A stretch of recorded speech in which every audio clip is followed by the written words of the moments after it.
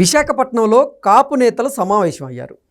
ఆ కాపు నేతలు సమావేశం అవ్వడానికి గల కారణం ఏంటి, అసలు ఏం జరగబోతుంది అనేది ఒకసారి మనం పూర్తి స్థాయిలో విశ్లేషణ చేసుకుందాం. ప్రస్తుతం మనతో పాటున్నారు ప్రముఖ రాజకీయ విశ్లేషకులు, ప్రముఖ సీనియర్ జర్నలిస్ట్ సిఎస్ రావు గారు. వారితో మాట్లాడదాం. సార్ నమస్తే. సార్ నమస్తే. విశాఖపట్నంలో కాపు నేతలంతా సమావేశం అయ్యారు. ఏంటి అసలు విశాఖపట్నం వేదికగా కాపు నేతల సమావేశం అవ్వడానికి గల ప్రధాన కారణం ఏంటి, ఏం జరగబోతుంది అంటే ఏం చెప్తారు? ఇప్పుడు ఇటీవల కాలంలో నడుస్తున్న అంత పాలిటిక్స్ కాపు సామాజిక వర్గం చుట్టూ తిప్పుతూ ఉన్నారు. అటు కూటమి ప్రభుత్వం కానీ, లేదంటే విపక్షంగా ఉన్నటువంటి వైఎస్ఆర్ కాంగ్రెస్ పార్టీ కానీ కాపు సామాజిక వర్గం అనే దాని చుట్టూ తిరుగుతున్నాయి. గతంలో ఎప్పుడు లేని విధంగా అసలు కాపులు ఎవరు, రెడ్డిలు ఎవరు అనేటువంటి ఒక సామాజిక న్యూస్ స్ప్రెడ్ అవుతుంది సోషల్ మీడియాలో. ఓకే. అలాంటి సందర్భంలో ఇప్పుడు కాపు కాదు, అసలు ఎవరు మెగా ఫ్యామిలీ కాపు కాదు అనేటువంటి ఒక వర్షన్ని వైఎస్ఆర్ కాంగ్రెస్ పార్టీకి సంబంధించిన సోషల్ మీడియా వినిపిస్తుంది కొన్ని మీడియా హౌసెస్లో, ఓకే, కొన్ని ప్లాట్ఫామ్స్లో. ఈ వాదన గత కొంతకాలంగా ఉంది.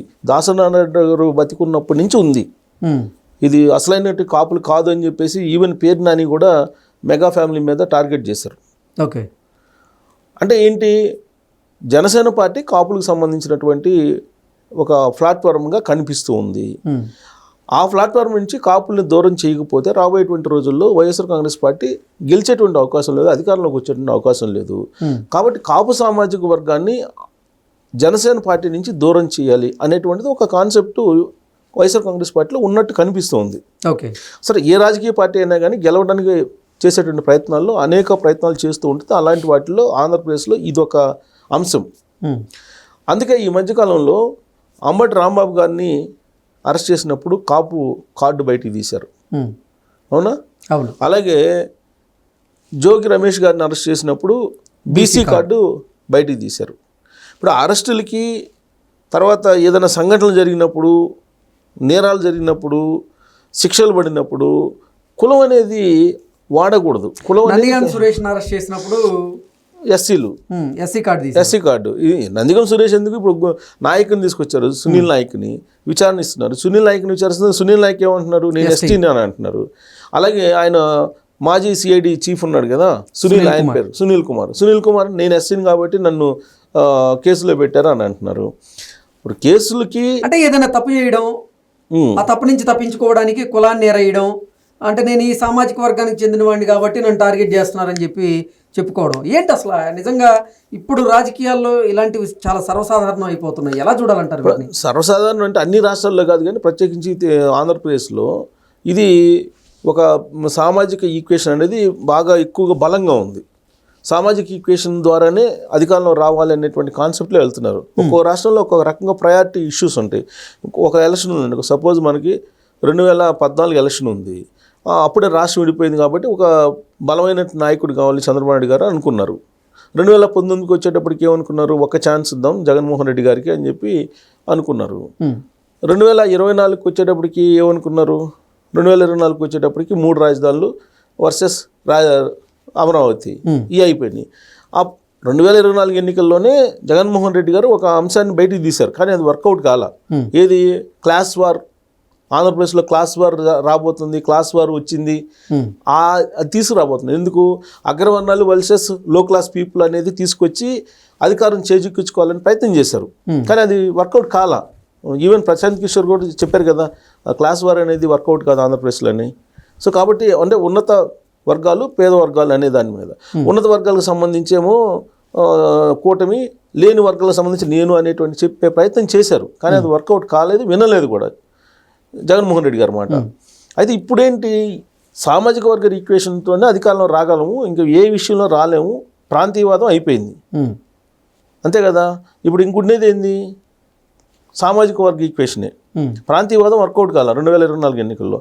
సో రాబోయే ఎన్నికల్లో కులానికి సంబంధించిన సమీకరణలు తప్ప మరో మార్గం లేదని చెప్పేసి, అందుకే ఇప్పుడు సునీల్ కుమార్ గారు కూడా ఈ మధ్య ఉన్నారు, దళిత కాపులతోటి కాంబినేషన్ తోటి రాజ్యాధికారము ఫస్ట్ 2.5 సంవత్సరం కాపులకి, తర్వాత 2.5 సంవత్సరం దళితులకి అనే ఒక కార్డు ప్లే చేశాడు ఆయన.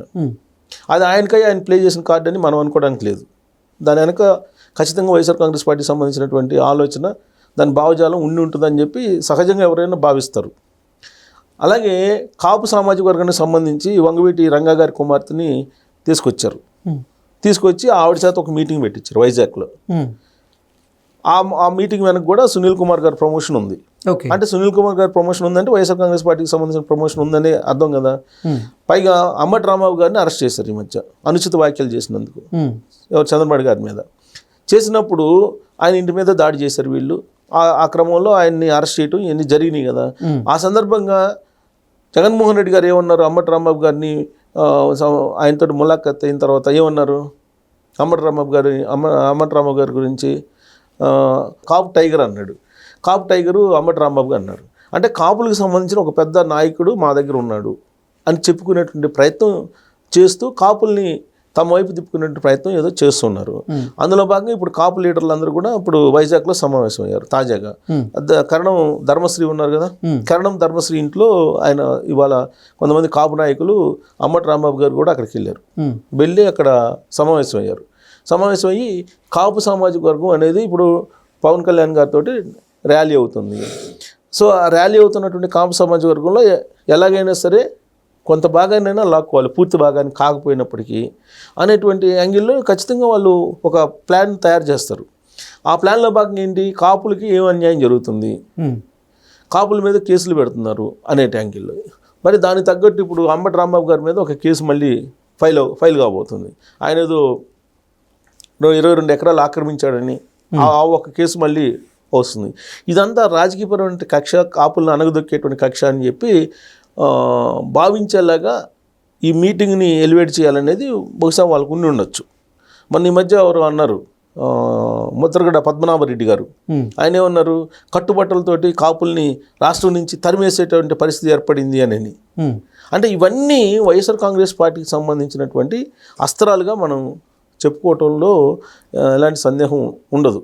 ఎందుకంటే ఆ పార్టీ కూటమి ఉన్నంతకాలం అధికారంలోకి రాలేము అనేది ఉంది. సో ఈ కూటమి చీలిపోవాలి, లేదంటే కూటమి చీలిపోదు అనేటువంటి సంకేతం ఇస్తున్నారు పవన్ కళ్యాణ్ గారు. అంటే దానికి నెక్స్ట్ ప్లాన్ బి ఏంటి, కాపుల్ని వీలున్నంత వరకు పవన్ కళ్యాణ్ గారి నుంచి దూరం చేయాలి.